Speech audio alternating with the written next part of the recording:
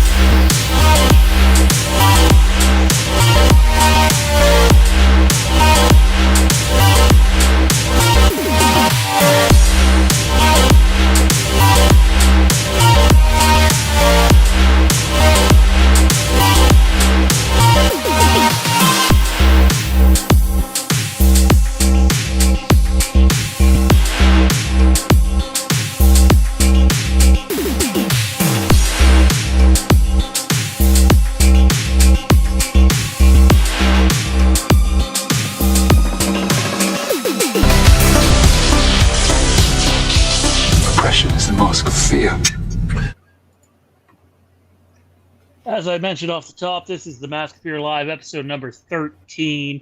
It's a short-ish show tonight in terms of the actual discussion content. You're going to see we're not going to go too long tonight. We are going to dive into a bunch of topics that I talked about off the top. And then we're going to finish things off with a Ahsoka episode 1 watch party, gearing up for Ahsoka Season 2 next year. Filming is underway for that project. Actually, I think they're getting to a point where filming is almost done for Ahsoka Season 2 at this rate over in the United Kingdom. First up, he's Mr. Fabulous Threesome himself, Johnny V. What's going on, man? It's one of those nights, man. I wanted this tonight. My studio lights shining in just the exact right way and direction to just bore directly into the back of my skull. So fun. Yeah, technology's not our friend tonight for either of us. Also joining us tonight, it's Randy. What's going on, man? It's been one of them weeks, man. Everybody seems to be either sick or something's going on at work, and I get to pick up the slack, so it's always fun to have to do that sorts of things. But you know what? It means I just get to be here and enjoy myself and relax and have some fun, and hope everybody in the chat's doing well. And yeah, man, I'm ready to go. It's going to be a little difficult for me to see people's comments tonight. You probably just see me open my laptop because the Restream browser website that I use to do this from decided that it does not want a full screen for the first time ever. And if you're doing this from a phone and a headset like I am, well, that's bad news because you're already small to begin with. And, this definitely doesn't help things. Let's bring on our first guest, though, and actually, we'll get to him momentarily. Big shout out to our patrons. Thank you for the support that you guys provide us. It means a lot. As I mentioned off the top, we will be doing an Ahsoka episode 2 watch party tomorrow night. That will be live. If you're a Patreon member and have access to any of the tiers, all you will have to do is head on over to Patreon at 10:15, 10:30. We need to figure out the exact time. In and around that time, Eastern, and you'll be able to watch episode 2 of Ahsoka with us. All sorts of other content over there, like The Curse of Thorn, The Legacy of Halloween. Beyond the Wall is coming now that we have our new show launching. And to support us over there, you head on over to patreon.com/The Mask of Fear. Also, a big shout out to our channel sponsors, Ryan over at Kaulignation, Jesse at Jesse Storytime Spectacular, and our man Jason Nike over at Backtrack Cinema. We appreciate all you guys do for the channel and keeping us up and running here. All right, so that brings us to the news that we discussed last week, and that is we have a brand new show debuting on the channel next week, and we can confirm that it will debut at 8:30 p.m. Eastern, and it's a show that has had a lot of work get put into it. It will be hosted by Mr. Zach Arnold himself, co-hosted by moi.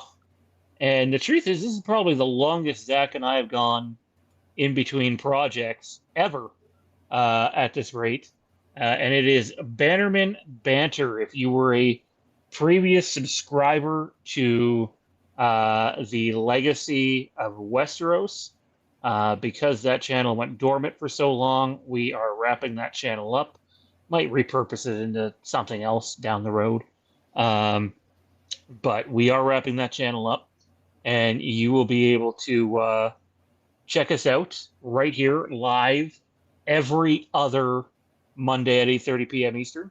And then the Mondays where we're not live, there will be a shorter episode that's pre-recorded that will debut sometime during the day. I don't want to set a set time for that because, for all I know, it could come out in the afternoon. It's probably better that it does come out earlier in the day because it's pre-recorded. But without further ado, the man behind Zach Arnold Productions, the longtime host of the IPC podcast, and the man that started Call the Banners with me back in the day, Mr. Zach Arnold. What's going on, man? Whoa. I am super whitewashed when you make my image that small, but I am in here somewhere. Hello. I'm really excited about this project, and like you said, it's been a long time coming. It's been something that we've been working on for behind the scenes for months, literally. And so to finally be able to announce the name, to finally be able to announce when we're debuting, to have a set schedule in place, to have topics in mind, to be going back and forth with you about all the different elements that we're going to try to incorporate into this show. It's going to be really cool. It's going to have some discussion type elements like IPC has had in the past. It's going to have some segments that are things that are callbacks to previous shows, like Call the Banners. Obviously, the Bannerman in Bannerman Banter is a little bit of an homage to that, while also being a subtle Game of Thrones nod. But the banter part is something that comes natural to us. You know, the four of us, but you and me in particular, Shawn, have really been able to, over the years, have some very lively banters and debates of everything from Westeros to James Bond to Star Wars. Like, there have been some epic conversations that have been had over the years, and I'm excited to continue it with this show. Yeah, absolutely, man. There's just so much to dive into. I know this might be a little confusing, and I talked about it last week, but let me recap. The live show will be right here on the Mask of Fear Live. As we mentioned last week, this channel will no longer be doing pre-produced content unless it's a very special circumstance, other than when the Bannerman Banter show is pre-recorded. That's still long form. The short form pre-produced content will all be going over on the Bannerman Banter YouTube channel, where you'll be able to find trailer reactions and reviews of things. And had I had the extra time last week, you would have got to hear me absolutely trash Sweet Revenge for the crap that was. But I'm giving Johnny a headache already. But yes, all of our short form content is going to go over on the Bannerman Banter channel, and the Bannerman Banter show will be right here on the Mask of Fear Monday nights, 8:30 p.m. And then on the every other offsetting Monday, you'll just get it sometime during the day. I think right now we're looking at around an hour for the live show. It'll probably be a little more organized than what the Mask of Fear is. And we're probably going to stick to that hour unless there's something massive to discuss that really sort of takes us off on a tangent. And then the shorter shows, probably in the 30 to 40-minute range. So Zach and I it's hard to work out a schedule, but we wanted to do this for a long time. And to be honest, Johnny, Randy, and I were already leaning towards axing all the short form content on this channel and doing like a Mask of Fear live channel and then a Mask of Fear pre-recorded channel. And all this does is replace that which was already in the works. Also, I want to give a shout out to, I think he still wants to be known as Anonymous, but we do have a sponsor on board for that show and that channel. So we appreciate his contributions, because it's hard to do anything on YouTube without some sort of financial backing. Yep. So we really appreciate him having some faith in what we're doing. And then we have a staff too that's going to be helping out. Randy here is a part of it. I'm going to forget someone and I'm going to feel like shit. We have someone needs to look at the group chat because I don't have access to it while I'm on here. We got Randy and we got Dustin. Tommy B, I know, is going to pop up here and there. And Ryan's the other one who was doing the Westeros content. And that's not to say you're not going to see Johnny pop up on shows when we do, like, I think A Night of the Seven Kingdoms is debuting in January. And then House of the Dragon Season 3 is on pace for May of 2026. So it doesn't mean you won't see other faces. Jade will probably pop on there too as we're doing it. But the main core staff is set up and good to go, and we're looking forward to that. Zach, is there anything else you want to plug here? I know we talked about a few things today. Yeah, for sure. There's just a few particular things that I want to tease to the folks tuning in, because I mentioned that one of the homages that we're going to be doing is to the very short-lived, but in my opinion, a very well-made Flixbusters TV show or podcast show that we did. And it was a way of determining whether we thought a movie was a flick or a bust. So when we're not discussing Game of Thrones, we might pop in and do the occasional movie review. And we've got a very systematic way of determining whether we think a movie is a flick or a bust. And so we're reviving the Flixbusters from the grave and turning it into a segment here on Bannerman Banter. We're going to be doing a head-to-head discussion. Part of the bantering that we're going to be doing is a 1v1 discussion of every episode of anything Westeros that has ever been made. So you could see a discussion of season 1, episode 7 of Game of Thrones versus season 2, episode 2 of House of the Dragon. It's going to be completely randomized. It's going to be completely untethered, unscripted, and you get to see how we evaluate all of that just as it happens. And so I'm excited about that. We're going to have some patron exclusive Game of Thrones content as well. That's going to be doing certain what if scenarios. What if the Tyrells had signed up with the Starks? What if we had gotten more screen time for the children from the North? I forget their full names, but what if Robb Stark hadn't died at the Red Wedding? There's all these different what if scenarios that we're going to turn into patron exclusive content. So be sure to sign up there as well. But all of that is going to be different things that we try to incorporate in both the long form and the short form content. Maybe one segment will be a live exclusive and the other one will be a short form exclusive, shorter form, pre-recorded, so that you have the opportunity and the reason to tune into both types of programs.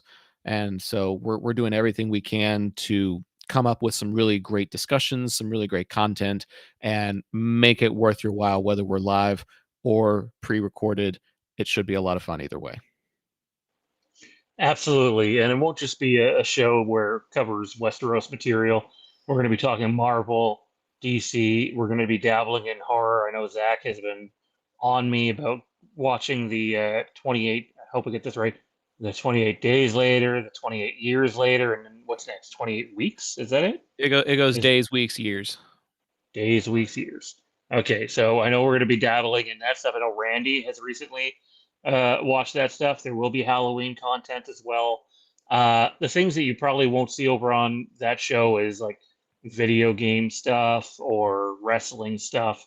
That stuff will stay exclusively to the Mask of Fear. But I'm really looking forward to the. I know I've been throwing out the working title of the Gauntlet of Thrones. There's Yep. currently 92 episodes of Game of Thrones / House of the Dragon. And what you would do is you'd put all those 92 episodes in a randomizer. It would spit 2 episodes out at you. And Zach and I need to decide which is the better episode. And if we can't, then we'll bring in staff members and audience members to do the tie break. We are working on a redemption system where you could, once an episode's been eliminated, it could get back in there because, well, episode 1, I think it's the Gold Crown or whatever, of Game of Thrones, or episode 6 out season 1 Game of Thrones against, say, the pilot of House of the Dragon. People might like episode 1 or episode 6 of season 1 of Game of Thrones better than 50 other episodes, but they might not like it better than the pilot of House of the Dragon. Right. Given each episode a chance at redemption, we'll allow that segment to go on for a long time. And as Zach said, we'll be doing movie reviews. It just hit me as Zach was talking about doing Flixbusters that I've been calling the segment that I was trying to think of the wrong bloody thing all day long. And it's in some way, shape, or form, Flix Picks will likely return as well. Here I go calling it the wrong thing all day in the chat. So there you have it. The Bannerman Banter debuting next week at 8:30 p.m. Eastern Time. And I will tell you right now, we're going to talk about a Halloween topic today, briefly, because then Halloween Portal, which is an official Halloween franchise website, decided, you know what, we're going to allude to that very same topic, at least I believe it's the same topic, officially tonight for the first time in, I don't know, guys, what is it, like a year and a half now since they said a damn thing and they choose today to do it? So we're going to reveal more on that exclusively next week on Bannerman Banter. It will not lead off the show. There'll be other things to lead off the show, but come on out and hang out with us and have a good time. Zach, closing remarks? Anything you want to plug, dude? We're on some of the social medias already. So if you go to Twitter X and you go to Facebook, there'll be a Facebook group, there'll be a page. I think you're working on an Instagram, is what I last heard. So we're getting out there on the socials. And then if you want to follow me on personal socials, I'm at Zach the Voice, ZACH the Voice. I do local broadcasting in the North Texas area, and football season's about to get underway. So when I'm not bantering, I'm calling touchdowns. Good stuff, man. Really appreciate you taking the time to come out tonight, and looking forward to next week, man. Thanks for having me, y'all. Have a good night. All right, there you have it. Zach Arnold, host of Bannerman Banter, the longtime host of the IPC podcast, and you can catch him at Zach Arnold Productions on just about everything. He's Zach the Voice, I believe, Twitter, Instagram, Facebook. Yeah, check out his stuff. All right, fellas, let's dive into the rest of this episode here. Um, you know, my gears are a little grinded because Trancus hasn't said a damn thing about anything in forever. And I go and put this thumbnail out because I was poked yesterday saying, hey, we believe there's an announcement coming in October. And I've been told what that announcement probably is, which I'm not going to talk about tonight. But I am going to mention that Halloween Portal has also put out that there is big Halloween news coming soon. Not like a minor thing, they're advertising something major. So I'm going to hand it off to the hands of my co host here to speculate. They can only pick one thing that they think this announcement might be. They're not going to pick 10 things.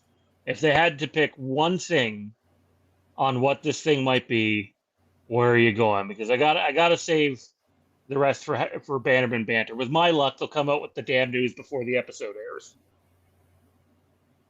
Randy, I'll let you bat lead off, man. What's it gonna be? See, if I'm the only thing I can think of right now, and no, I'm not gonna pick like the one that would kind of fit me because I know Gamescom's going on right now, and I would have figured this would be something that'd be announced at Gamescom. So I'm actually going to say they're going to announce some sort of book or some sort of anniversary book coming out for the 50th. That's going to kind of go through the entire history of Halloween and give us something just kind of like a behind the scenes look at everything and little, little information here and there. Like we've seen Star Wars put these things out. We've seen Harry Potter put this stuff out. We've seen Marvel Universe put this stuff out. So why not Halloween? I figure, and that's probably what they're going to do because we know it's not going to be a TV show. So I'm going to say it's a book, but it's going to be like one of those just in time for the 50th anniversary, behind the scenes look at every single Halloween movie, basically. Mr. Threesome? Well, I'm going to take the opposite tack. I'm going to say it is the game because we're in the middle of Gamescom. So I think the announcement is going to come likely in the next 72 hours with the announcement of a panel this weekend for the game, or a reveal of the game this weekend, or something of that. And that's what it is, because it's Gamescom week. It's the most logical time to do that.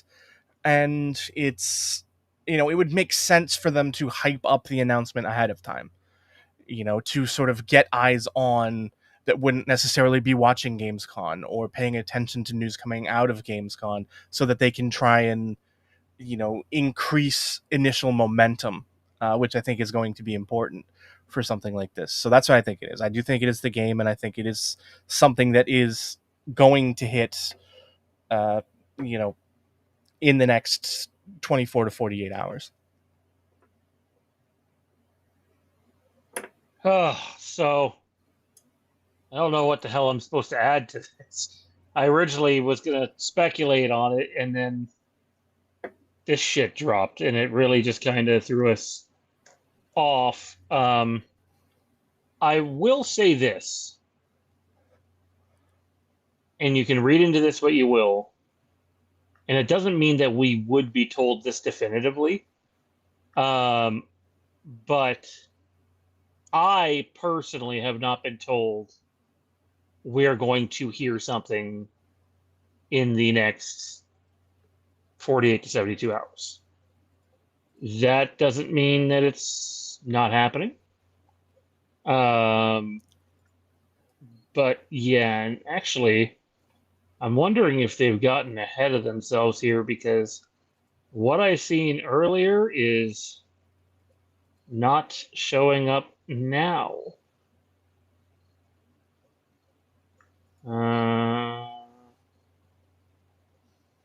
Interesting. Maybe they put their foot in their mouths. Bear with me, guys. I'm going to take myself off screen. It wouldn't be the first time they've done this. You know, it wouldn't be. Timeline-wise, Johnny, what do you think we're working with if it is the game?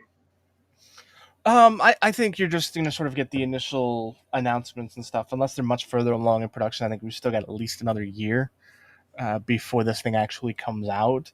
So I think the likelihood is that it's just for an initial trailer, similar to the Hellraiser one that dropped last month, that kind of caught us all off guard. And I think it'd be something like that. An initial announcement, sort of confirming the genre and the type, and giving us sort of bare bones glimpses into what it's going to be without actually getting a whole lot of details or footage or things of that nature, is what I think. 'Cause I think we're still at least a year away from this thing being real. Now, I mean, I could be wrong. It could be something that's closer to being ready than we think, especially if it is using pre-created assets like we've discussed in the past, and a pre-created engine and things of that nature does speed up the development time massively. So, it just, it's all about how far along the process they are. I think we're still a year away from this thing, because I don't think they'll release it outside of a spooky season, October, maybe November release. And I certainly don't think it'll be this year. So I think we're still at least a year away from that. So, if anything does come this year, I think it would be more or less early access sort of thing, especially if they're doing almost like a cookie cutter thing where they're using art assets that are already created so that they can just kind of throw something together.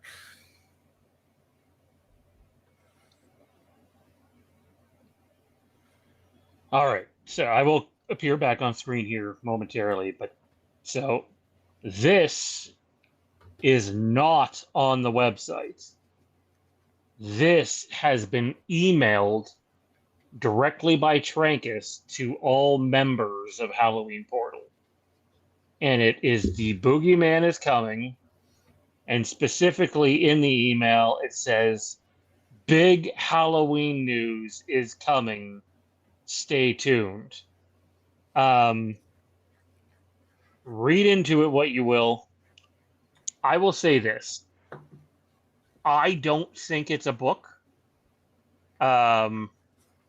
Because I don't think these guys can afford to take much more heat, if I'm being honest. And if the announcement is a book, I think that's exactly what's going to happen, is they're going to take a lot of heat, considering most Halloween books that come out are done far better by people that aren't directly associated with Trancas. So I don't think it's a book. But given everything that has happened that we've spoken about, I certainly understand why Randy is taking that approach. And Joel, for that matter, whatever the news is, I'll prepare to be disappointed. You can't blame people for being cynical. Like, you can't. And to back up Johnny's point, whether it was the switch to gun, which has happened, to be clear, they may not have announced it, but it has happened. It is not Boss Team Games anymore. And Ilphonic too, to be exact. It has always been aimed for 2026 for the game. The game was never realistic for this year. But yeah, that's kind of where I'm at. I'll tell you what our source told us about the announcement that was coming. Interestingly enough, though, if there is, okay, so let's say Johnny's right. Let's say they do a quick 30 to 45 second reveal of this thing at Gamescom. I can tell you this.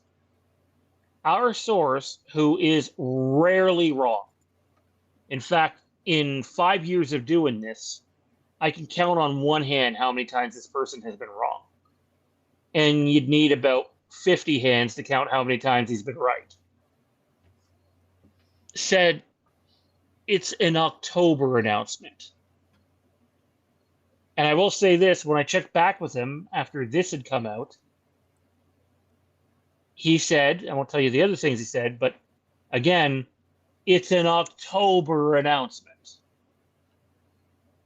So while I agree with Randy and Joel's take of preparing to be disappointed, and it's probably best to not get our expectations too high, there's a chance that it is 2 announcements, guys, both of a large scale. Johnny, thoughts on that? Do you think we could get the announcement of the game, even though Randy said, what he said, and shockingly the show within a 2-month period? I mean, anything's possible, I suppose. I think, I mean, I think that it, for October to be this October, something would have to be immensely deep in a process that we know they're not. You can't really turn a TV series around in 2 months. No, you And can't. To be clear, they never announced creatives. So their big announcement could be as simple as blank is the showrunner. fair enough. And I mean, I don't know. I think to say it's October news, I think it kind of has to be something that releases that. Now it could be, again, same as the game, a next October, announcement, and you could get that with announcing, showrunner, synopsis, your first casting, take a splash in the pond for the, future. So that's possible. I mean, it's not unfathomable. We know they've been working on this TV series for a long time, so they are, there is, I'd say, enough work done that they could do that if, things have turned right and, the turnover period is over and the tumultuousness in the water is settled and this project is now back on the burner. Is distinctly possible. But again, I don't inherently think that's what it is. But is it possible that, we get both of these things as announcements within, the next few months? Absolutely. I would not be surprised if come October we're talking about the TV series again in a real way more than just a hypothetical way. But I don't think the TV is what this is. I just think the timing is such that it's to me, I think it's most logically the game. It's the right time period. Gamescom is ongoing, so even if they're not doing anything specifically at Gamescom, it is the right time of, video game related searches are up, activity on the gaming websites is up because of Gamescom. So sliding that in there would be a good idea to reach, your maximum potential audience without being a part of Gamescom, if that makes sense. No, it makes sense to me. And to Team Money's comment, I come here to hear news about a game. You got to be kidding me. Well, man, I mean, nobody's forcing you to come here, and we don't control what the very volatile company that is Trancas does. I mean, if we had our way, we would be talking about the next movie and the TV series and the game and reprinting comics that should be reprinted and not screwing over Steph Hutchinson. We'd be talking about all that stuff. But we're content creators who don't hold those cards. So yeah, there is the possibility, though, as I just mentioned, that there are 2 announcements here. Because if it's Gamescom and it ends up being the game in the next few days, then that's one. Theoretically, I guess, you could have something very small come out in Gamescom and then a bigger reveal on their own front in October. But I will say this, I'm confident in saying it's not a book. Okay. I can't tell you what our source said it was going to be. Tune in Monday at 8:30 p.m. Eastern, and I'll tell you what he said it was going to be about. But hypothetically speaking, it's not a book, and you can read into it from there. If you want to bring this conversation back towards Halloween feel free to send in a super chat and bring it back there. Just wanted to also touch on, oh my God, the movie Weapons, which is all over the news right now. I can't remember the fella's name who directed it, but I was sitting there last week and I was looking at some behind the scenes photos of him and Josh Brolin and all the kids that they use in the movie. And I think I messaged you guys this in the chat. I know I messaged Randy. Yeah. And I'm like, you know those moments where you see a picture and you're like, oh, I know that guy from blank. And then it turns out it's not that person you know, but just someone that really looks like them. That happens to me a lot. And I thought this was going to be that case. I went, oh my God, that looks a lot like the guy from The Whitest Kids You Know. And it turns out it's the guy from The Whitest Kids You Know. Zach who Kreger. That's who you're talking about. Sorry, what's his name? Zach Kreger. Zach Kreger, yeah. So, Mr. Turn Around, say it again. String bean looking motherfucker. AKA the Abe Lincoln skit, which is just an all-time beauty. He's also the very offended one during The Grapist. That one is my favorite sketch. Also, R.I.P. Trevor, who passed away. It was last year or the year before. But yeah, wild. It just goes to show you can wear many hats in the industry and not just one. And he's also the guy in charge of relaunching the Resident Evil franchise. So he's got a lot going on for himself. So congratulations to him. That was just a cool little tidbit to throw out there. Ryan Reynolds, according to the Hollywood Reporter, is going to be in Avengers Doomsday. But, and I quote, do not expect him to be a part of the Avengers. So here's what I've heard. I've heard, again, I guess I'll put a light spoiler warning on this because I just don't know the legitimacy or not. I do believe Ryan Reynolds is in the movie, and I do believe Johnny's been right the whole time when he says he'll be a far bigger part of Secret Wars than Doomsday. He could just be a 5-minute role at the end of Doomsday for all we know. But what I've heard is Ryan Reynolds is, or pardon me, Deadpool is going to be on a team in this movie or movies, but it's not Team Avengers. It's a team run by Loki, which makes sense when you consider where the Loki show takes place, jumping between universes, and that he would also be joined by the man in yellow and blue, aka Hugh Jackman. I don't know what this team is called. I don't know enough about it, but other than it would be led by Loki. And apparently there's 4 different teams. You got Team Avengers, you got Team whatever Doomsday's team is, then you got Team X-Men, and then you got the Loki team. I don't really understand where they're going from this. I don't know if it's pulled from the comics. I've never read the comics. I've just heard about it briefly every time my oldest son goes to tell me about it. I'm like, just don't. I want to go in as fresh as I possibly can within reason. But does this surprise you if Deadpool is on Team Loki with Wolverine? Does it line up with any source material whatsoever, or is this just them taking a different swing at this if it's true? Johnny?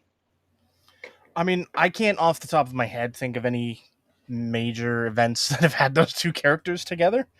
But, I mean, do they make sense? Yes.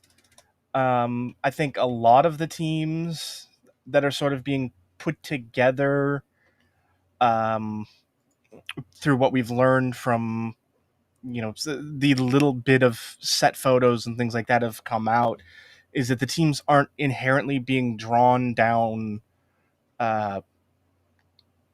straight lines of teams we're familiar with.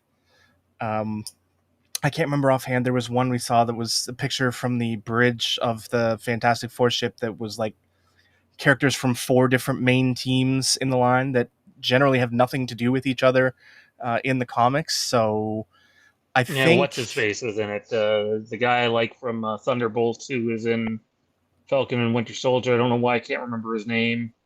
It's played by Kurt Russell's son. U.S. agent. Um, um, the guy who's like fake Captain America. Yeah. John Yeah. Walker. That's it. Yeah, I think he's going by U.S. agent now. I could be wrong, but that is typically the name he uses in the comics. But it makes sense thematically for those two to be part of the same team, or be part of the story together, especially with like you said, having that sort of connection through the TVA makes the most sense. Again, like I said, I still like I said last week, I don't think we're going to get much of them. I still think that there's a very good chance that this team is sort of a I could almost see Deadpool and Wolverine in the TVA watching the screens as the events happen, and they're like, "Why are we sitting here?" Sort of thing, and that's how it plays out. But yeah, no, I don't think they're going to be a very large part of the main story, if at all. I think 5 minutes is even on the long side for how long you'd see them. I could see them being a minute to 2 minutes. Like I said, I think they're a post credit tag. I think they're the mid credit scene. Getting involved in the story then, but to set up for the sequel. But I mean, it makes the most sense. Not just from a location, but from a character interaction standpoint. That's definitely two characters I'd love to see interact with each other. And we've already seen through the TVA itself that in one of the timelines in a future or past, Deadpool and Thor have a intimate moment with each other, in that, and it makes sense that Loki would play into that somehow. So logically, I'd put them together. I think they'd have great chemistry together. I think the wit and the humor. We've seen it come through with Thor and Loki in different points, in different scenes, and that's with Thor playing the straight man. I would love to see them together. I think it would be immense fun. So we'll just have to wait and see. Randy? Yeah, it definitely feels like something that we might see at more of a end credit scene, because there's got to be a reason for Loki to come out of his self imprisonment to join the fight. Something has to happen. And I think a great way to see that happen is during either a mid or post credit scene where he finally shows up and says, "Okay, guys, let's go." Something to that fact. I kind of hope, like Johnny was mentioning, I kind of do hope we get kind of a payoff to Thor and Deadpool. That'd be great. I also can't wait to see an interaction between Spider-Man and Deadpool, because we all know the fans have been waiting for that for years at this point, and it's going to be absolutely amazing. I just hope we get rated R Deadpool, and they're not trying to tone him down any just because they're trying to keep everything PG-13. So, but yeah, I think they'll keep it PG-13, but he'll get the, what's the limit of the one lone fuck for the movie. Oh yeah, and he's not. It's not even going to be him that gets it. It's going to be like a Spider-Man, and he's just going to sit there like, I was supposed to say that. You just get like a bleep fest. Him cursing, all he hears beep, beep, beep, beep, beep, like fucking Happy Gilmore from the first Happy Gilmore movie when you're watching the broadcast. That would be pretty funny. And then him realizing he's being beeped and complain about being bleeped.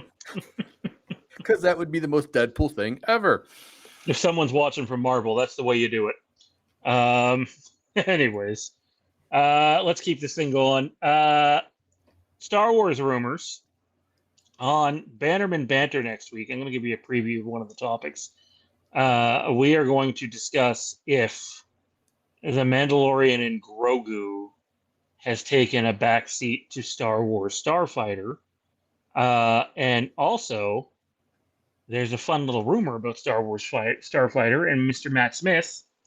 And I believe I put it in our description as it might give people who knew that he was going to appear in the Rise of Skywalker nightmares somehow in quotations. Don't you dare say it. Don't even do it. And the rumor is Matt Smith may, in fact, we know he's supposed to play a general of some sort and a bad guy, but the rumor is his character might be force sensitive as well. Somehow Palpatine. No, I don't think I they're made that going joke that when we route. first announced this. We're not doing it again. I don't think they're going that route, but honestly, sign me up for Matt Smith being a force sensitive bad guy. Doesn't have to be a Sith, just someone with force powers who's a fucking bad dude. I love Matt Smith, so if anybody can harness that, it's him. And apparently, we're going to get more casting and updates soon on this movie.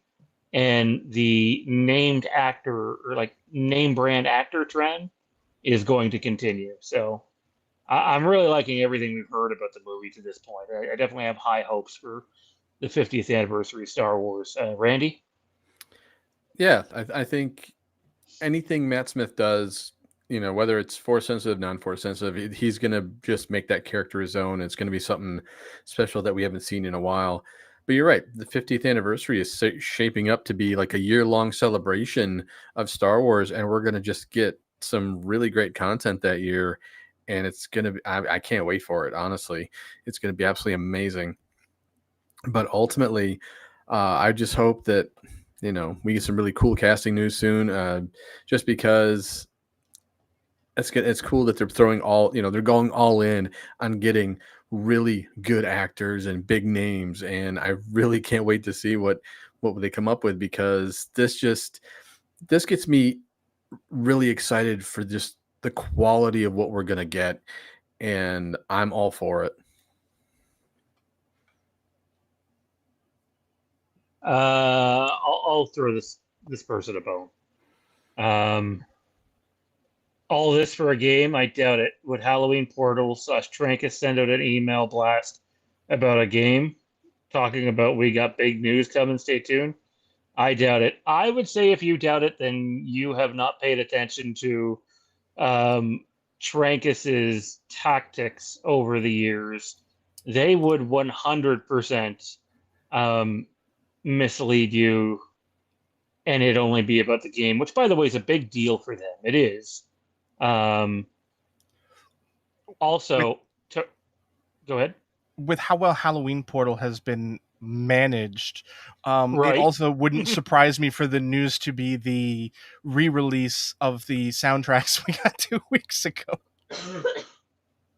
Check your spam, man. Mine went to my spam. It went to promotions. That's the team money. But yeah, I honestly, Randy mentioned a nice new big book. Had I not heard from the source, like if you look at the timestamps, our thumbnail for today's stream was out before that happened. And if it wasn't for our source, I would say, yeah, a book's possible. Hell, at this rate, with how terribly Halloween Portal's been fucking run for the last year, I wouldn't be shocked if it was a new Halloween sticker collection, limited edition at this rate. Like, I wouldn't put it past them. So, the idea that Halloween and Trancas wouldn't send out something about this and it pertains to the game, I think you're off on that one. I think they absolutely would send this out pertaining to the game. But if you want to know specifically what our source said, and again, it's not like definitive that it's going to be what we talk about. We're going to talk about it Monday night right here on the channel at 8:30 p.m. Eastern.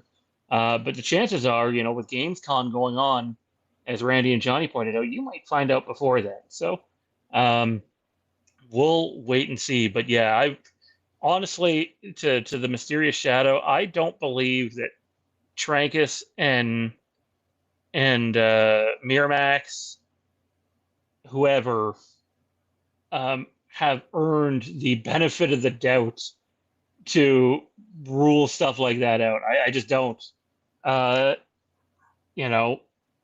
So, do with that what you will. It's important to remember that the changeover in Miramax didn't just halt what they were doing with the Halloween TV series. It halted mostly everything that was going on at Miramax Television. So it's not like it was just a Halloween thing that they were affected by. Did anyone else want to touch on the Matt Smith thing?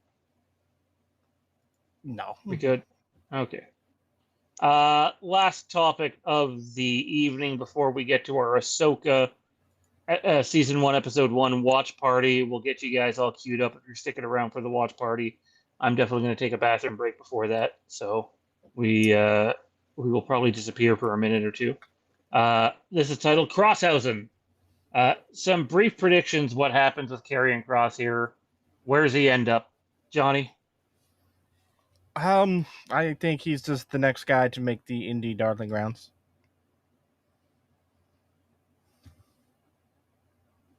Randy? I think for now, what's going to happen with Cross is they're going to he's going to feed off of everything. So we're going to see him on the indies for a little bit. There's going to be time, and eventually, when the time is right, they'll probably WWE will probably re-sign him.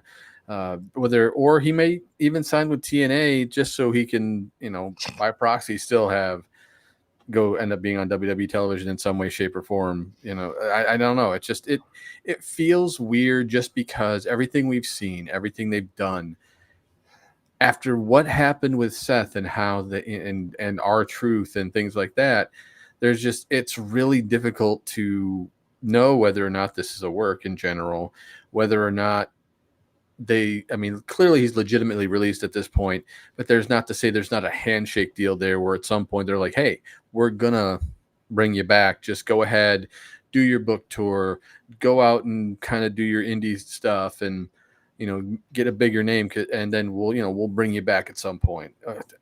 I just don't know. It's weird to think that WWE's got to keep continuing playing this potentially dangerous game with just working people over. But I think because it's so close to what happened with Seth, I think what they're doing is just kind of letting him do his thing for now so that when it's time, they can be like, see, it wasn't a work. We really did release him. And they'll bring him back. He could be like a surprise entrant at like the Rumble or something. Maybe. We'll see. I want the best for the dude, obviously. I don't really have an opinion on it, to be honest. If he's obviously making indie dates, then clearly there's not a current WWE deal. And Well, that's not inherently true. I thought they did away with them doing indie dates. They've made exceptions in the past, historically, especially for angles like this. If you look at the biggest comparison, I think would probably be the Matt Hardy 2005 situation, when things blew up with Matt, Lita, and Edge. I think that's probably the closest comparison in that regard. Can we use a comparison in the last, half a decade, not 20 years ago, if possible? Is there anything? I'll be honest. They've been letting wrestlers do indie dates in the last year. Yeah, but what I'm saying is I thought I read something where they axed most of their indie dates. They're still doing it with some people. Natty has upcoming dates in the indies. I'm sure that, the next Bloodsport will have guys on it. The last one was 2 weeks ago, and it had guys on it. So theoretically, it could still be part of a work. Absolutely. Alrighty. And then on the Danhausen front, I just got to say this. Enough's enough. Like, I thought Tony Khan learned before. He got a bunch of grief about holding people. And to be clear, it's not just Tony Khan. Vince McMahon did it too. I'm sure Triple H did it too. But to all of them, why hold a talent hostage if they want to leave and you also have no intention on using them? I don't want to hear it's good business practice. It's fucking awful. You are holding someone back who doesn't want to be there anymore. It wouldn't matter if it's professional wrestling or anything else. If you have nothing for the person and they're willing to leave, just release them. Don't tack on this fucking bullshit injury time out of spite. And if they find something for him, great, awesome. But if they don't, you're just fucking putting yourself back where you were with Ricky Starks and Malachi Black and Miro. And he ended up changing his tune and releasing all those guys. why he's doing it with Danhausen, I don't know. As Johnny pointed out, there may not even be room for Danhausen in WWE. I tend to think there would be. They'd find room for him. But I don't know. It just seems petty, and AEW has been trending in a very positive way. And honestly, I think this is the last thing they need at the moment. I'd just like them to do away with this nonsense. Well, it's an unfortunate part of the business for that's been going on over the past, and I mean, obviously with Vince, it was more so than it is now with Triple H and with Tony Khan. I mean, obviously that just one section of just wrestlers, recently, yes, that was definitely a bit of a kerfuffle, and how everything was just messed up, and you could tell that people were frustrated and pissed, and the way that they were reacting on social media. I get, and I can understand if Danhausen's not going to do the same thing. He's always going to remain professional, even though he's always in character. But the 2026 though, see, I feel like that's just too long for him. But if he already had a bunch of indie dates set up anyway, at least that way he can finish out the year without having to kind of stop what he's doing, because that's just something he's always been good with, is doing all the indie stuff and making a name for himself that way. But still, as long as we get to see the occasional Punk and Danhausen meet up on social media because they're at a con or something, or Punk decides he needs to go to a con and Danhausen's there, I'm all for it, because those two are just so great. I mean, I love that t-shirt that Danhausen got Punk. That was amazing. And I think they would find a place for him in WWE, just because he does have that entertainment factor, but also he has a way of drawing people in. I didn't even know who the guy was, and I started watching stuff about him, and all of a sudden here I am going, this guy's great. I can't wait to see him actually on TV. So I think if he does end up going to WWE, I think they'll definitely find a spot for him, and I think he'll do just fine. Oh, I think this 100% confirms he was going to go to WWE. I don't think they add on the injury time otherwise. But Johnny, your take on it, man? The difference is money. Danhausen still makes Tony Khan money, even sitting on the shelf. He's making them an ass ton of money. Like, we can sit here and say all the things, like it's a double-edged sword for someone like Danhausen, who is over with the fan base without being used, is still moving merchandise at a high level. Like, it's, like, do I want them to do more with them? Absolutely I do. I love Danhausen. I've loved Danhausen since he was the creepy weirdo collecting teeth, 7 years ago.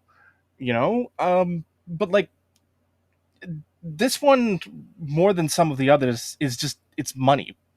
Like, Miro wasn't making Tony money. Malachi was, but it was the group, and that's still sort of stuck with Brody, and he kind of moved ahead of him on the merch lists, and he became more expendable. Ricky is just a dick. I don't like Ricky. I never have. So, good riddance to bad egos. Is how I thought of that one. But so everybody in wrestling. Well, there are some that, you hear them talk, and it's just like, you are an asshole. That's how I've always felt about Ricky. He could just be really good at the gimmick. And if he is, good for him, but I've never liked him. But Danhausen makes money. He's personable. He's still doing appearances and having that, ability to slap the AEW superstar tag on him is it's a good thing for the company. It's a good thing for the merch, for their financially, it's a good thing, like, am I happy they're doing it? No, not really. But that's more about, I have always hated the practice of injury time, especially with the nature of now. It's a bit different nowadays where, they are doing a much, much better job of taking care of the guys who get hurt in the ring, taking care of them outside of it, and, financially, and through access to, good medical care and things like that. And So like, it's one of those things that there's no good way to handle it. It's, do I want them to use them? Absolutely. Do I understand why they're extending the contract to maximize the financial return? Absolutely. So it's one of those, this is the most damned if you do, damned if you don't of all of the possible situations like this, I think, in quite possibly ever. Nobody else has really sat on the shelf who's still been a top 5 merch mover in a company, and that's just the situation we find ourselves in. Will they release him sometime between now and when the contract is actually expires through the injury time? Probably. But they're gonna hold on to him, and my guess is maybe the financial quarter. They'll keep him through the current financial quarter and then release him once everything's sort of easier. I don't know how the merch payout structure is set up through the company with with Pro Wrestling Tees and all that. So I think that might also play a factor in it, so that they can have a clean exit instead of a messy one. So I don't know. I don't know. I'm not intricate in the legal details of it in that side, so I don't know how the contracts are structured and when payouts are made and merch breakdowns and things like that. So I don't know. I just, Everything comes down to the almighty dollar in absolutely. almost every walk of business.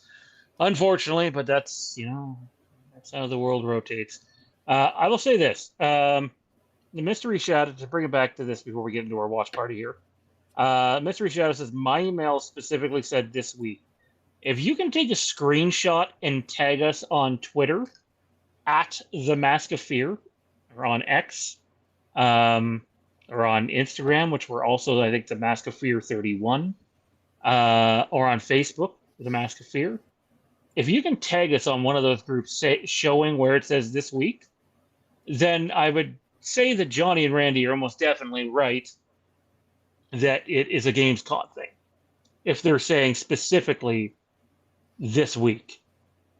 I didn't see that, but it's also very possible that I overlooked that part. But if it's saying this week, it's almost, and I know it's not the answer you want, Mystery Shadow, but it's almost guaranteed to be the game. Like 95%.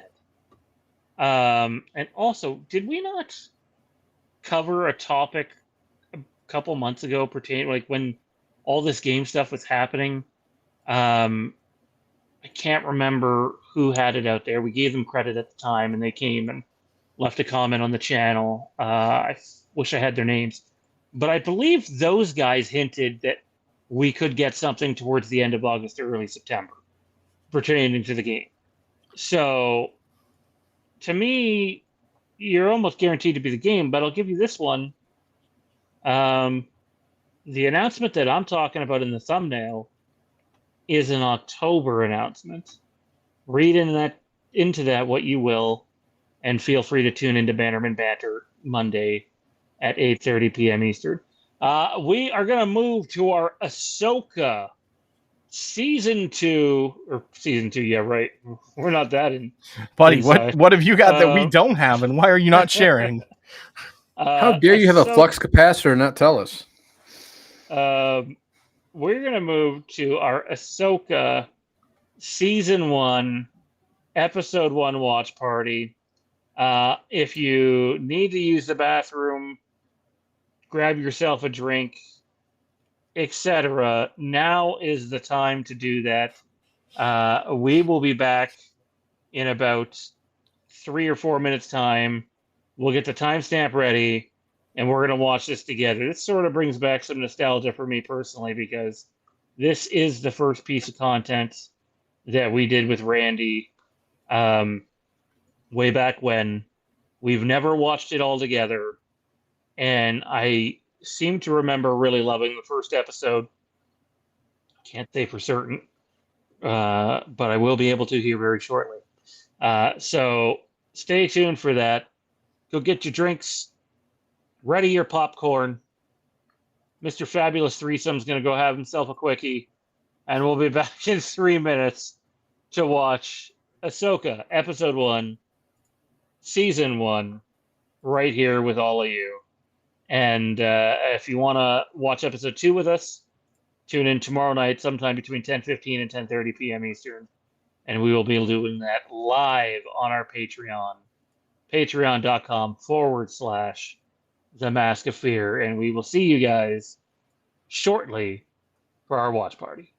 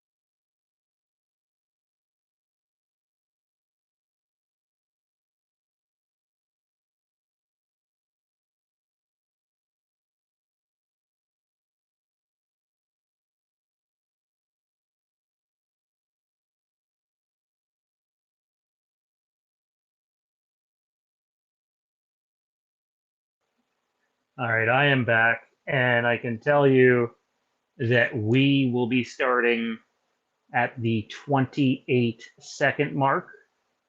So if you can cue your Ahsoka Season 1, Episode 1 to 28 seconds, we will tell you when to go.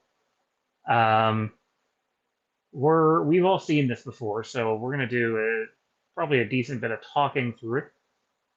Feel free to point out whatever you'd like to see that maybe you didn't notice the first time around, fellas. I remember loving a lot of elements of this, but I do think undoubtedly the one thing that's probably going to be heard a bit is, and not just with this project, I think with a lot of projects, is when you look at the quality of Andor and everything else, there's going to be certain things that stand out in a non positive way, shall we say.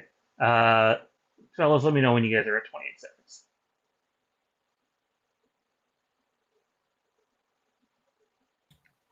That should be good to go.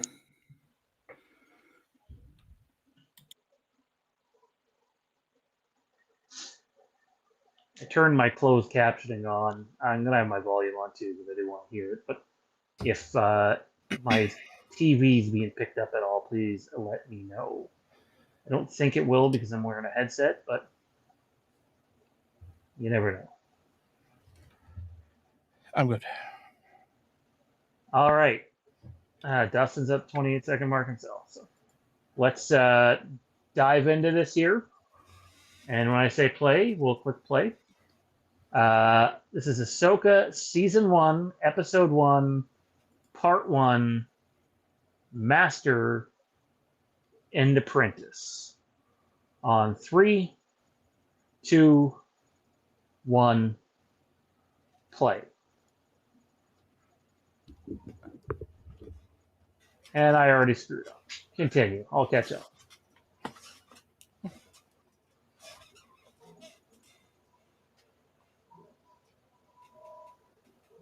What do you guys at timestamp wise? 47, 50, 51, 52, 3, You're about 5 or 6 seconds ahead of me. That's fine. There's no way for me to really get it 5 or 6 seconds back on the TV. So I appreciate the fact, though, that Dave Filoni went with some sort of crawl, which I think is always needed, especially with this show. Like, if you didn't watch any of the animated stuff, you're pretty lost. And I know he didn't want to just use the previous movie crawl, so I like that he was doing it in the black and the red. The purist in me hates the red.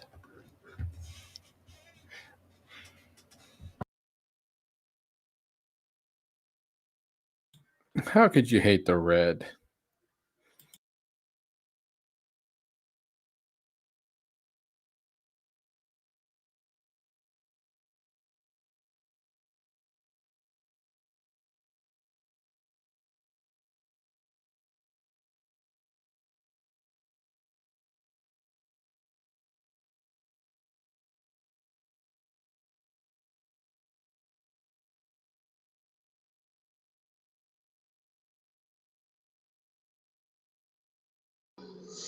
Shocking that we can have space in Star Wars.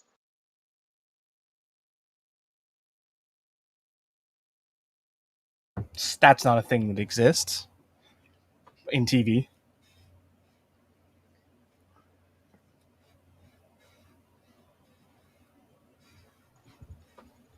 That guy was totally playing Dr. Mario on his computer.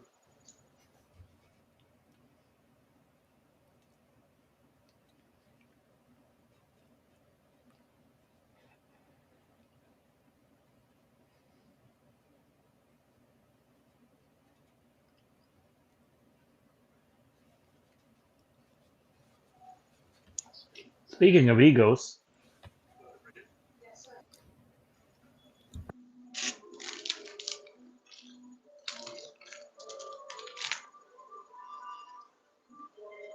I'm calling their bluff. Yeah, maybe you bit off more than you could chew, bud. Just a wee bit. I mean, he is also sure that they're frauds, right? So, like, it's...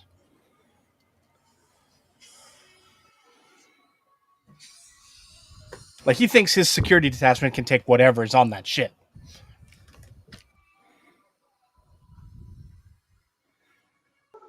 His security attachment would job to Spike Dudley. Sure, but we know what's on the ship. He doesn't.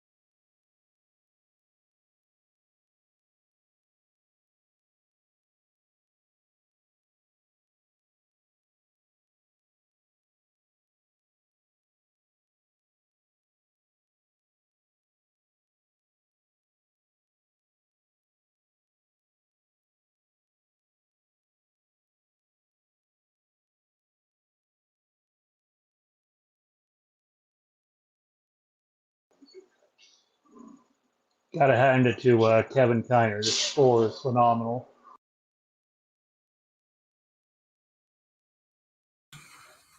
And I still just the imposing visage, it's just the body language, everything we're seeing. It's just, yeah.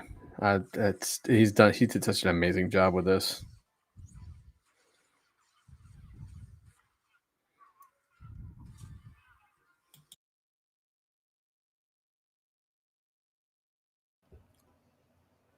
I love how well they captured the classic feel of this sort of walkway set. The late great Ray Stevenson.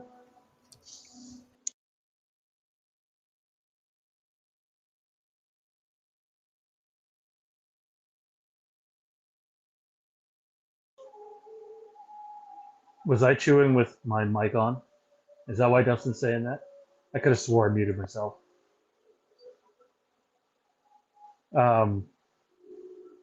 It could be just that he's seeing me eat the snack as well.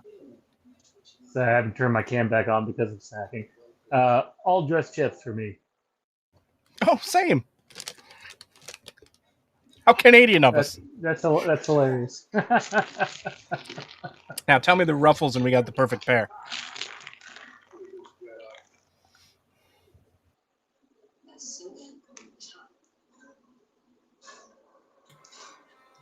That would require you to look at the screen. I mean, that's a hell of a way to open the very first episode. Oh, yeah. Best damn well-dressed chips in the business. Yeah, when you get a good bag, the consistency in chips now sucks. Oh, man, yeah. Like, this is a Costco one. So, like, the top third was like, what am I eating here? Now that I'm Finally, down you get past... them from Dollarama, believe them or not, they're almost always seasoned very well. I find the smaller bags just in general usually are. And yes, Randy's right. That opening sequence was badass. No complaints there. I really don't have any complaints with this set design either. No. I like how that opening scene sort of was like the polar opposite of episode 4.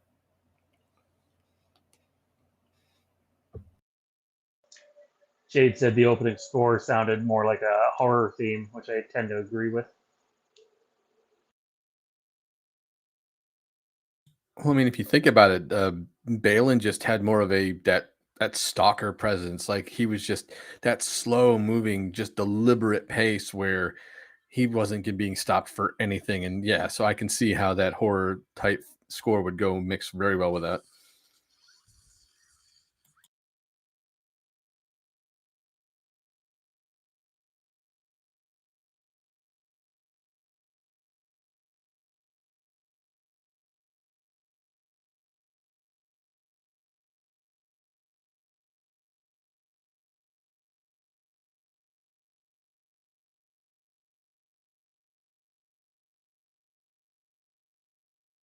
Seeing these glyphs, how did we not figure out the directions sooner?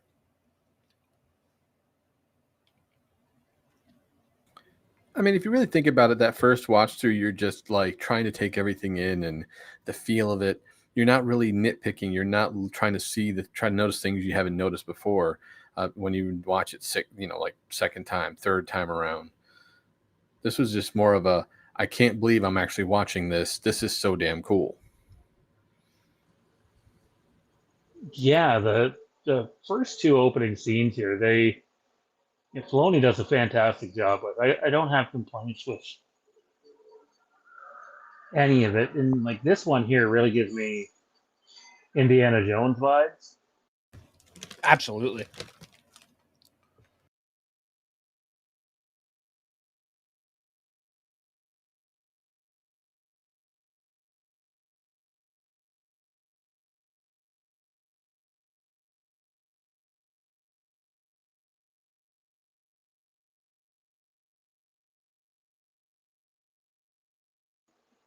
Dustin, my man, Mr. Fabulous Threesome can make anything rattle. Wow. I don't know how to respond to that. Totally kind of go, thank you, like with the question mark at the end.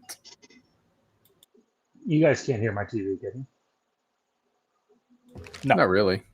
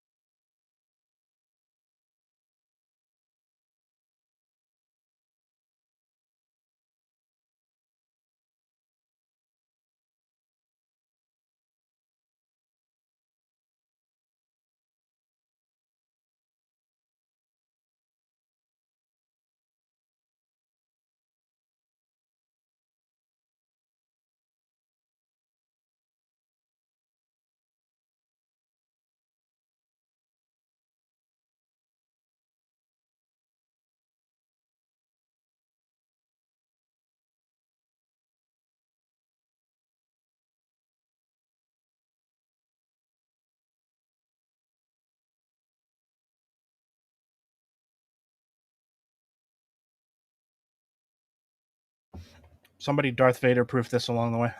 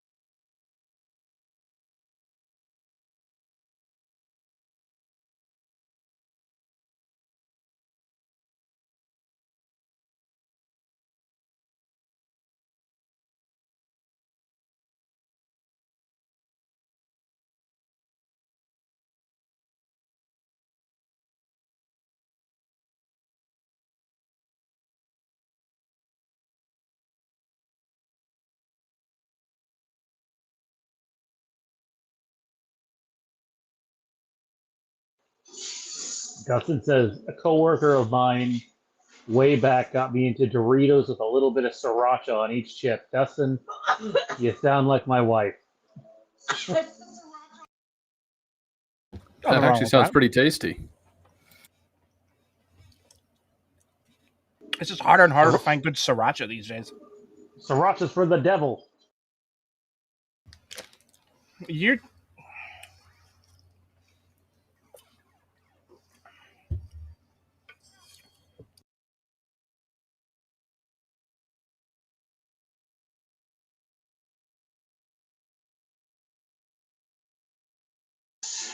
I believe these are 8K.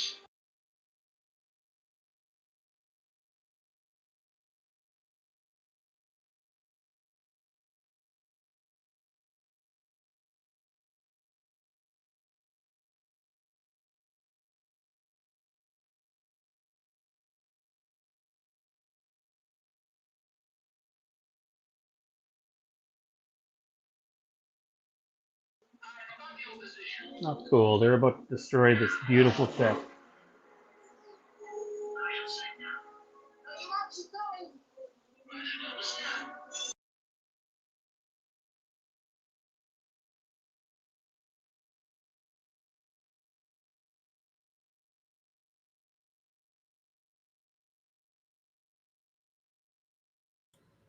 I mean, who knew droids had nukes on them for self-destruct purposes?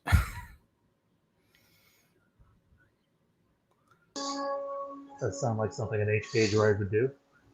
Very true. I miss HK-47. HK-47 would have started the self-destruct sequence and waited until there was 1 second left to tell you. Exactly. That's what's awesome about him.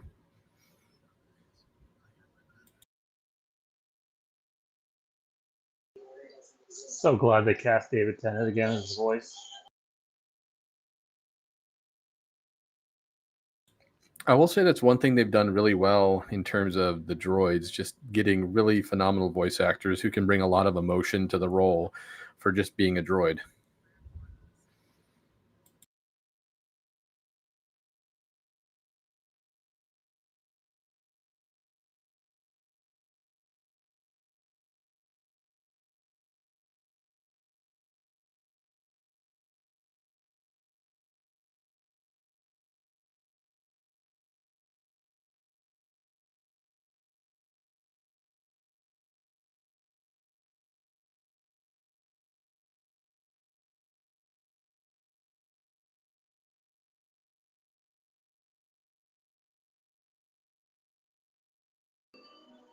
Can I just say I love the classic face shots, and it really bugs me that we didn't get hardly any of them in the sequel trilogy and or most of the TV series.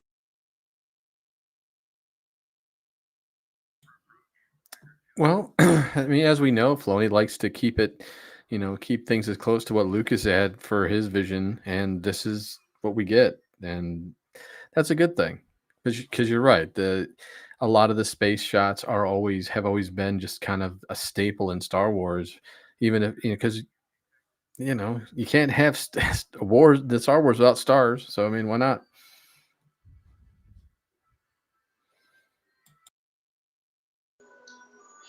Also, I'm pretty sure Balin was going to let that, like, basically everybody on that ship live had they just let them go get the prisoner, Morgan Oh, of course. Elsworth, and leave. I don't think he was actually there to kill anyone. I think you're right. I think he really would have if they would have let him do his business, everybody would have been fine. His mission was his mission. That's all he was there for. If you get in the way, oh well, you're gonna learn.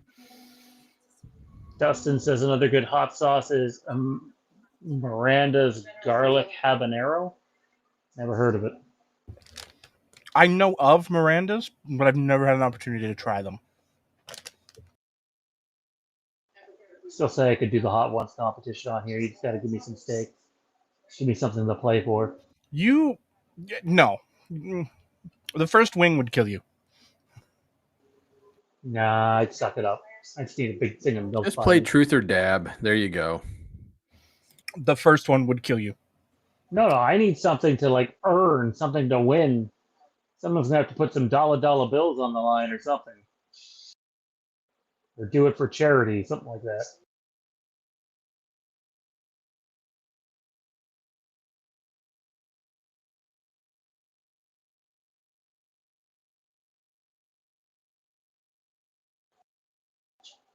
You know, it's bad enough when she demeans me at home, but now she demeans me in our chat too.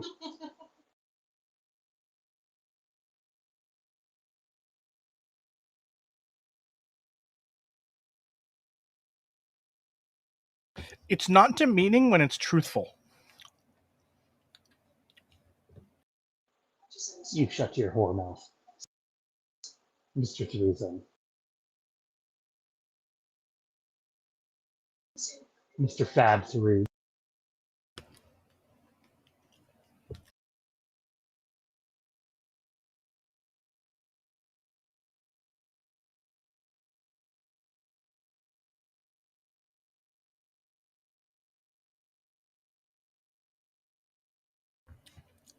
That's truth.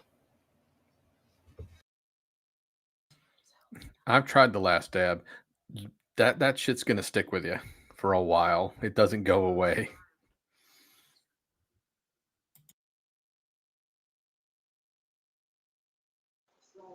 Could be some white milk and ice and some tangible stakes to earn.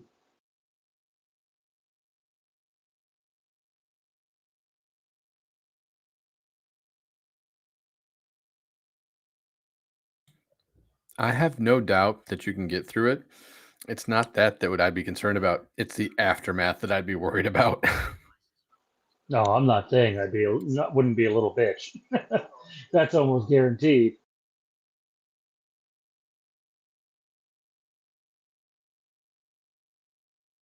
Start with the one chip challenge. You get through that, then you can start doing your hot ones. That would literally kill him.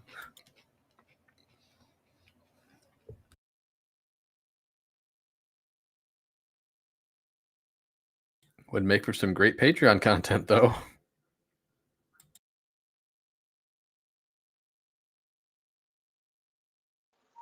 Fun fact, I'm pretty sure this room that they're in right now is the exact same conference room from Return of the Jedi when they're planning the attack on the second Death Star. And Luke comes in and he's like, "Oh, I'm in too."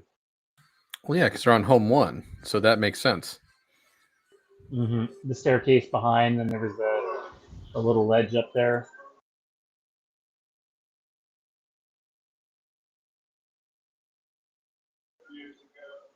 And here's where it loses me. To this point, the show had looked pretty good. And then we go to Stagecraft, and it looks like fucking garbage.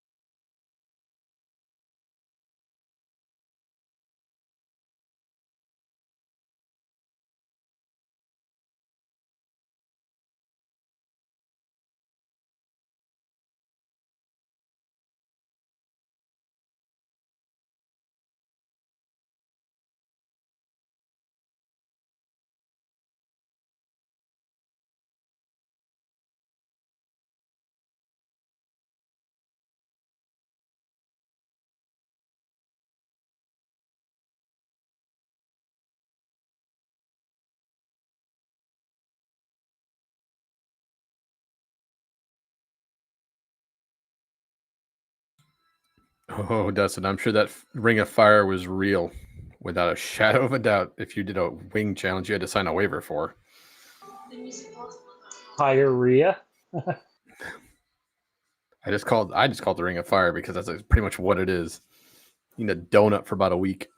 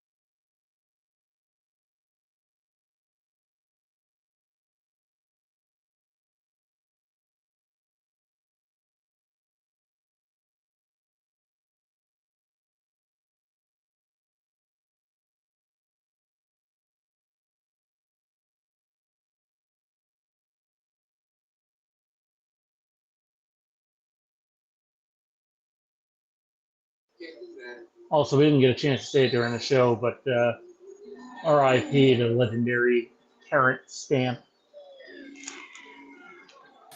Yeah, that definitely caught me off guard when I saw it, but I didn't realize he was up, almost 90, but, damn. Hell of a life, though. Yep.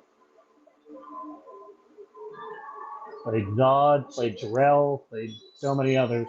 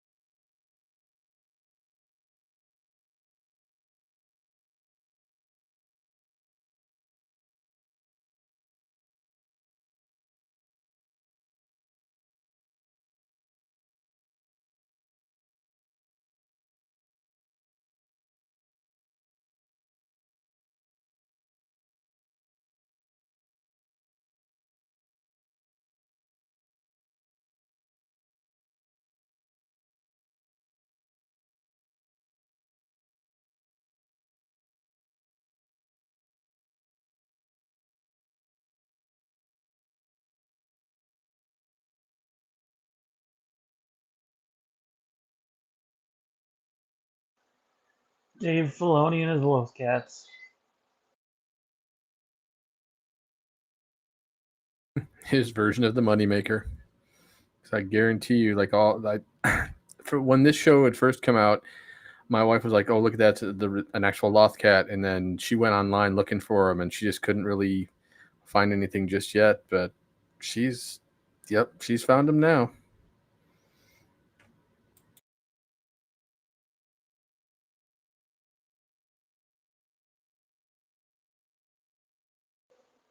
Love the under the table shot of the helmet tucked away.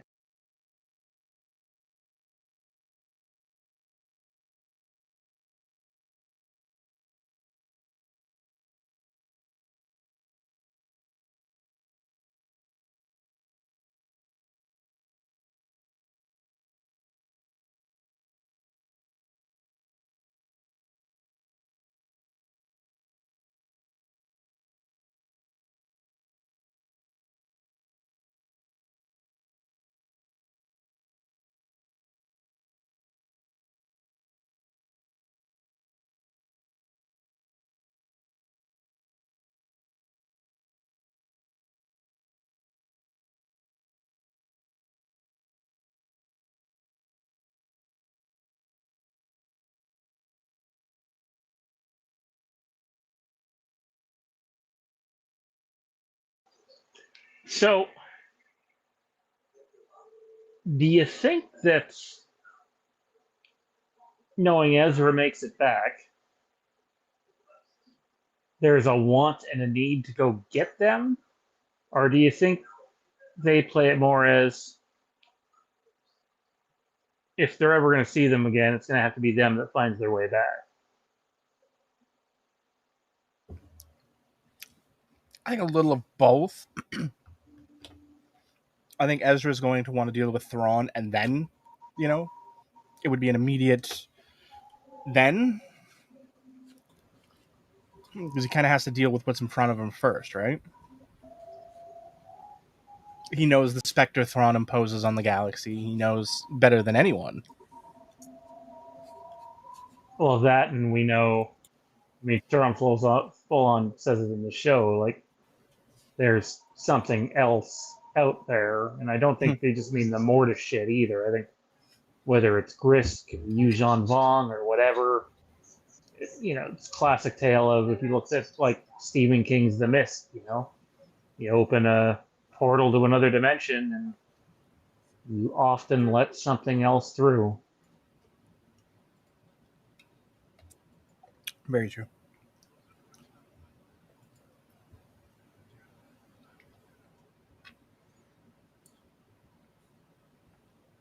I mean, I also have to wonder if they could potentially, I mean, obviously this is speculation at this point, you utilize the World Between Worlds to come back to the side of the galaxy, only because we've seen how it does connect to various points in the galaxy, considering what we saw in Rebels.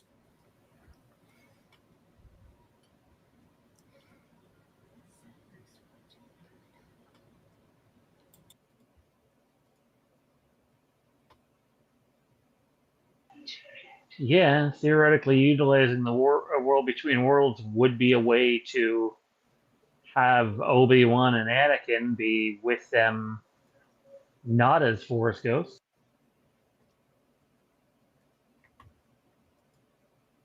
Somewhere Kieran's banging his head. Yeah, well, Kieran's gonna have to get over it. He's feeling a throbbing headache and doesn't know why.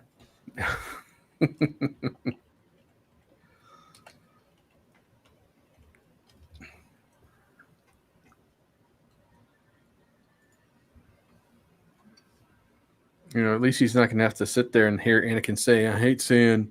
It's coarse and rough and gets everywhere." Until that's exactly what he says. I would die laughing because I'd want to see Kieran's face when he hears that line.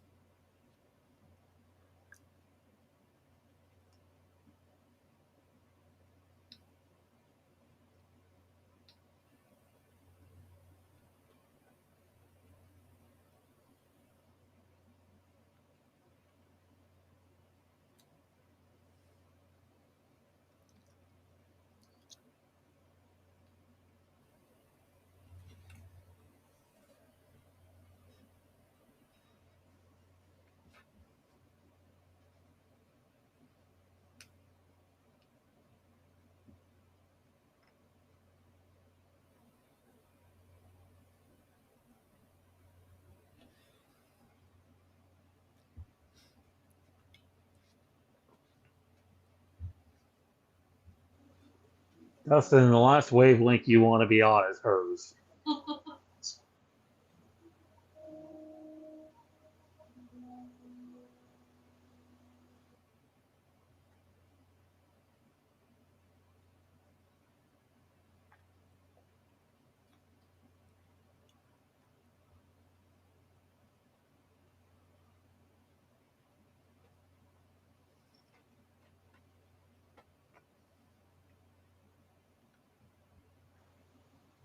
I do love the ship design, how it comes up from the floor. I don't know if that happens right now or not, but I mean, it's been a while since we've actually seen a decent ship design, though, when you really think about it, especially with the sequel trilogy. A lot of it was just rehashed, same stuff we'd all seen, and Cockpit now. and storage bay. Cockpit and storage bay. Mm-hmm. I still think we're gonna get like some sort of Tales of series with these two recapping their first go around, since we really don't see it. It would make sense.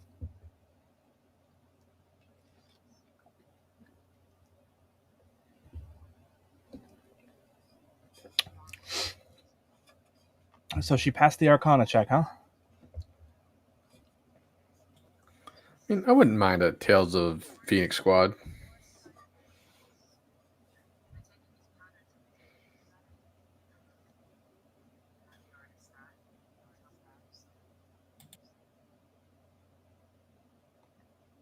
It would be interesting also to see, Hera's reaction to having a Force-sensitive child.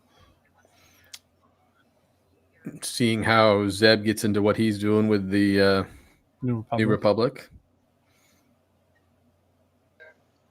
At least Zeb's gonna get some movie time in The Mandalorian and Grogu. No, I can't wait for that. That he was such a really well thought out character and had a great arc. I'm glad I'm going to get to see more of him.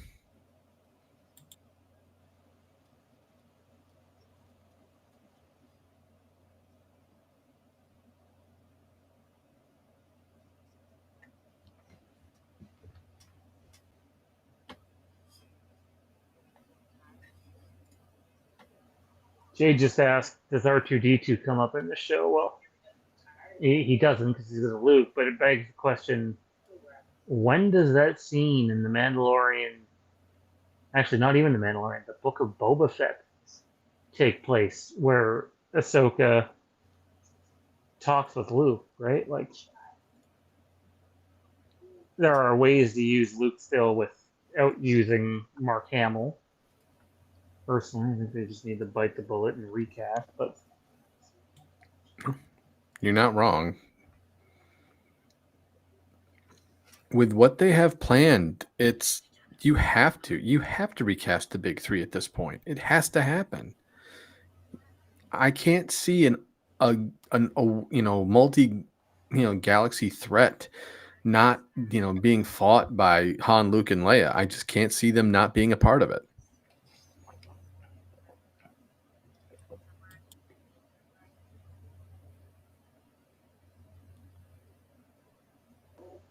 the classic ice cream maker made an appearance in some show. I don't know if it's Ahsoka or The Mandalorian or the Book of Boba Fett. It was in one of them.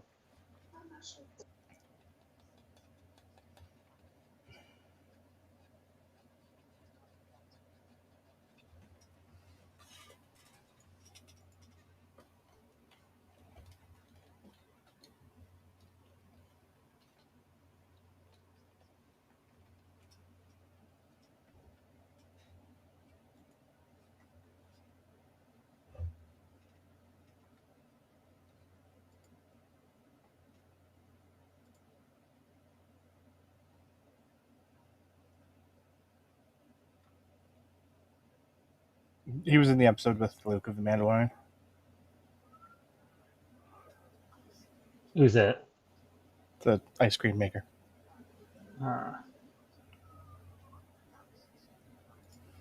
Wait, what are you talking about? What are you talking about? Are you talking about R2? Yeah? No, I'm talking about the thing from Empire Strikes Back that everybody's.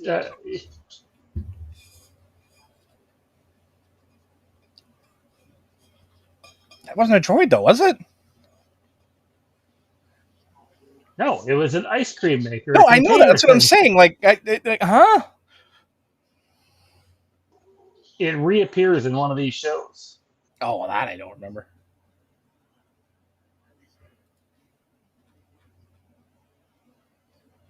R2 just has the shape of an ice cream maker. That's where my mind went.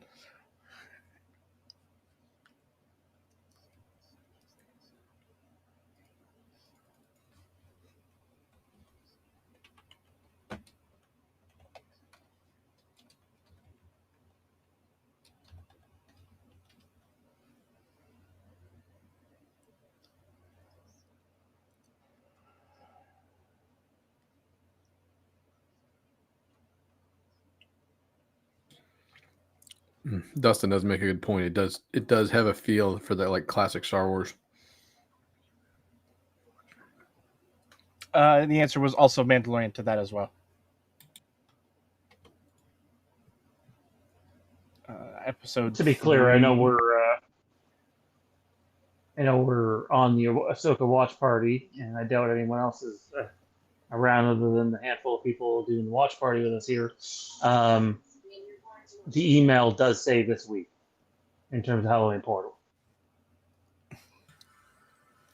Well, I guess we'll just have to wait and see then. It's the Werner Herzog's character carries around the Beskar he pays. Ah, Dan, right. Yes, Yes, that's yes, right. yes, Yep. yes. That guy's creepy as fuck. I don't think he is so much as his voice is. Like, he just has that kind of voice that's just like, if I'm in the dark and I hear him start talking, I'm going to start freaking out a little bit.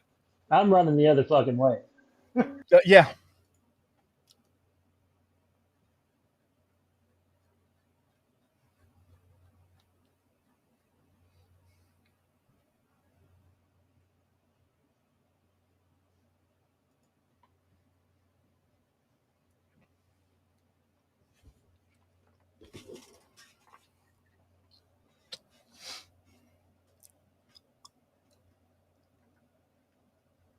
You know, now that I think about it, I am actually a little surprised we didn't get the episode 6 moment in episode 9 after Rey does the I'm a Skywalker, that we get the Happy Gilmore.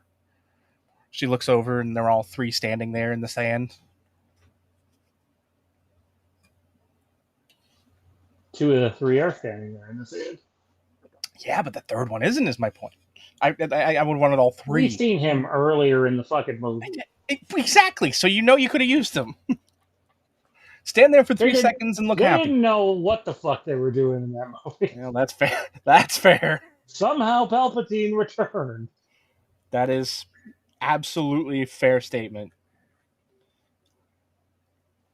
Hasn't been a damn movie since.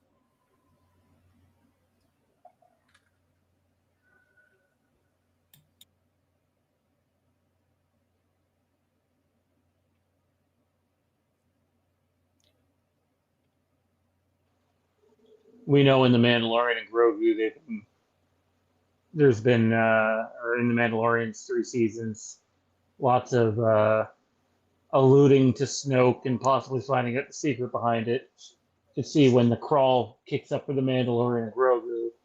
And they must find a way to stop these current events or somehow Palpatine could return. Let's not put that out in the universe. I'd prefer to not see that in my crawl for Mandalorian Grogu. Oh god, that's ugly as hell. Have you seen the Halloween Fanta can for this year? I have not. Oof. Like Halloween franchise? Yeah, like Mike Myers. They have a thing with Fanta? Yeah, apparently. Yep, and Child's Play as well, because Chucky's getting it looks a like can. a lot of the Universal. I sent the picture in the chat. I won't be able to view it until after we're done here. No, but Unfortunately. yeah, you can see it. Of all the possible flavors to give Mike, they chose pineapple. They get an F. I mean, that doesn't make any sense. Nope. That's the news. Halloween and Fanta together. I mean, Mysterious Shadow. the news for a new book over that. What the fuck?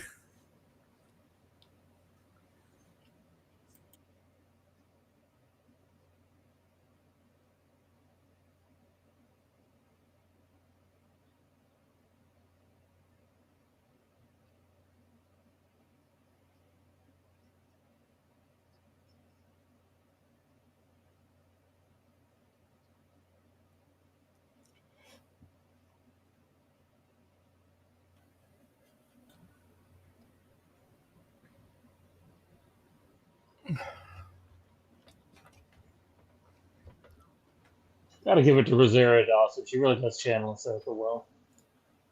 Yeah. Considering its character she's stepping into this late in the the creative process. Now, Natasha, is it Lizardo or something like that? The actress playing Sabine. She's not a bad actress. I believe her as an actress, but I don't know if I feel Sabine from the animated show in her.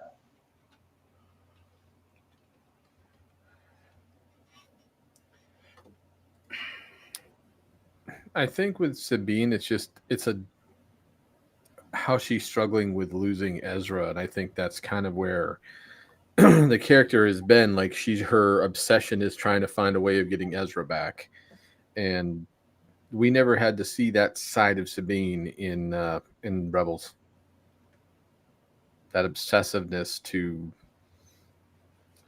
go after something so badly, even though she wanted to like destroy like the machine she created back during in the series, but this is definitely something different on a more emotional level.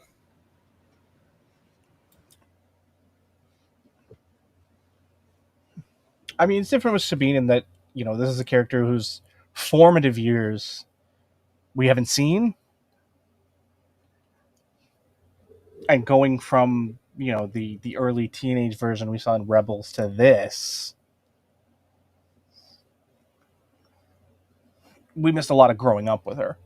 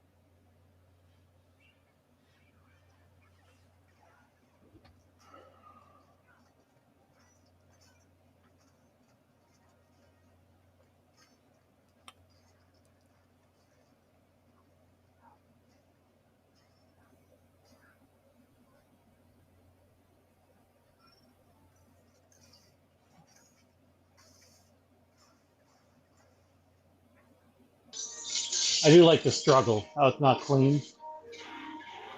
Yeah.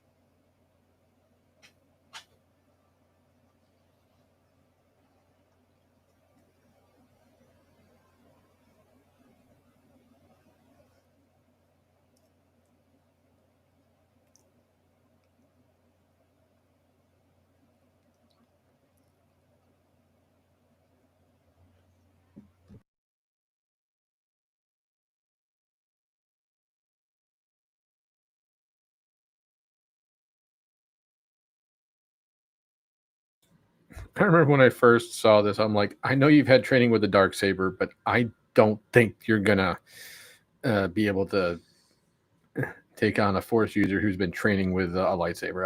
I was just like, this isn't gonna end well. Valid. It's one of those, we don't know how far her training extended at this point. So at this point, she could be formidable. We don't know that not to be true until we actually see it start. Now you have fucked up. Yeah. Now you fucked up. Now you...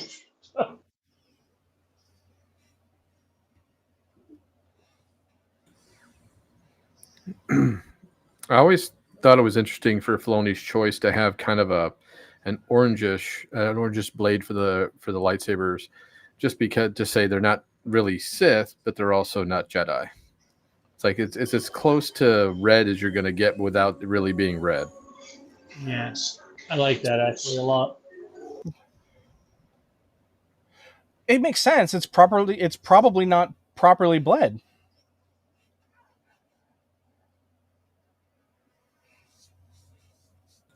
Balin always struck me as he was just always in the middle, like the Yeah. closest thing to like a gray Jedi you were ever going to get.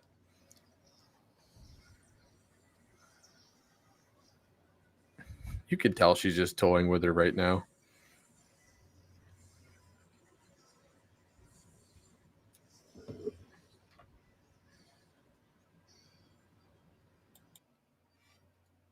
At this point, you know that Shin is like playing with her food, so to speak.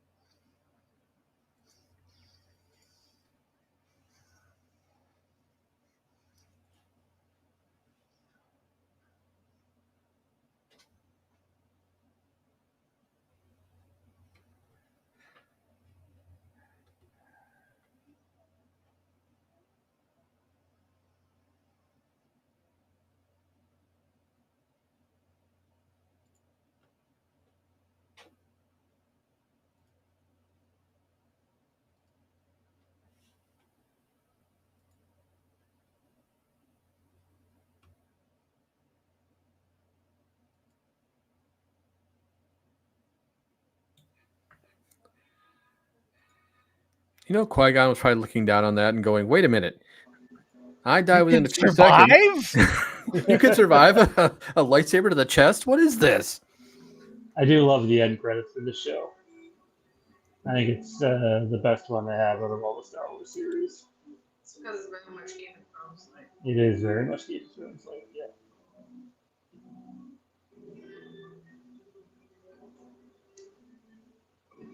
Watching this series made me feel like if Dave Filoni had control, that Star Wars would be okay. And now we get to see what that's going to be like moving forward. And I'm still pretty excited about that.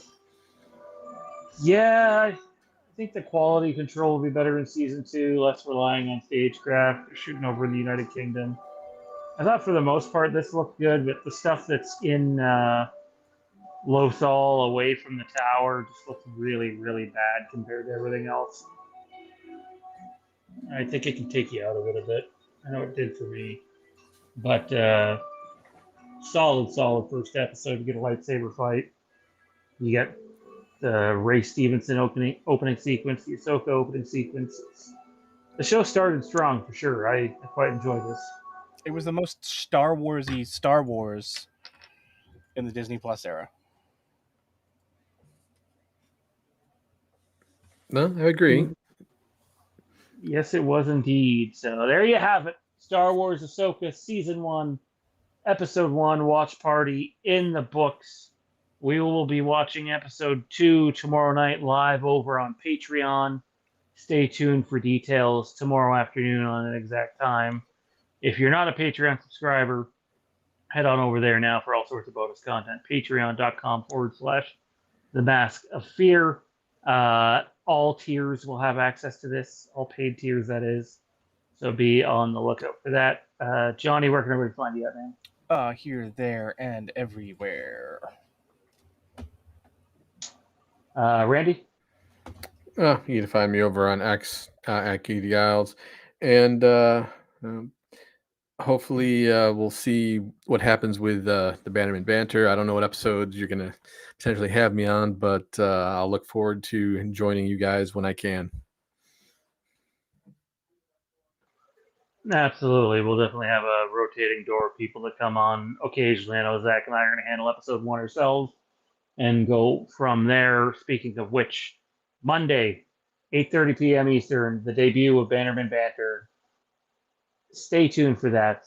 and like, comment, subscribe, all that good shit. And we will see each and every one of you